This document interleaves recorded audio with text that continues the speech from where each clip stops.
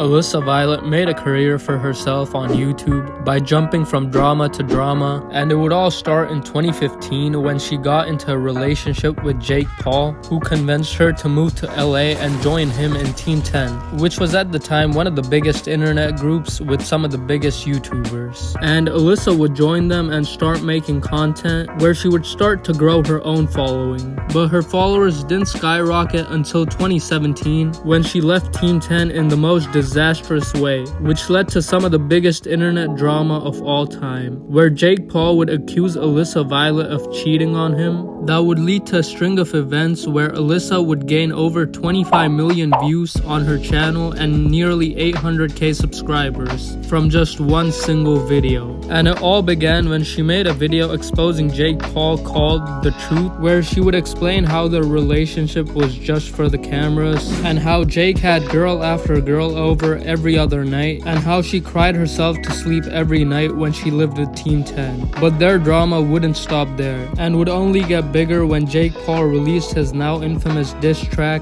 It's Everyday Bro, where he addressed Alissa Violet's situation by saying she still texted him even after their breakup. But after this, Alissa would take it to the next level by collaborating with the Rice Gum to make her own diss track called It's Every Night Sis, where she would take shots at Jake Paul, calling him a bully and addressing his drama with his brother Logan, saying how he's a better kisser than Jake, which would get explained 1 month later when Logan released his own diss track on his brother Jake while bringing Alissa as the guest appearance, and proceeded to make out with his brother's ex at the end of the diss track. And Alissa would admit years later in a Shane Dawson's documentary why she did what she did, by saying she hooked up with Logan. Within 3 months, she would gain over 1.5 million subscribers on her YouTube channel. But her drama wouldn't end there, because right after the breakup with Jake Paul, she would get into another relationship with FaZe Banks and would eventually join the Clout House, collaborating with other big creators like Summer Rae, Rice Gum, and Wolfie Raps. But this relationship would end quick enough in 2019 when Alissa claimed that FaZe Banks cheated on her,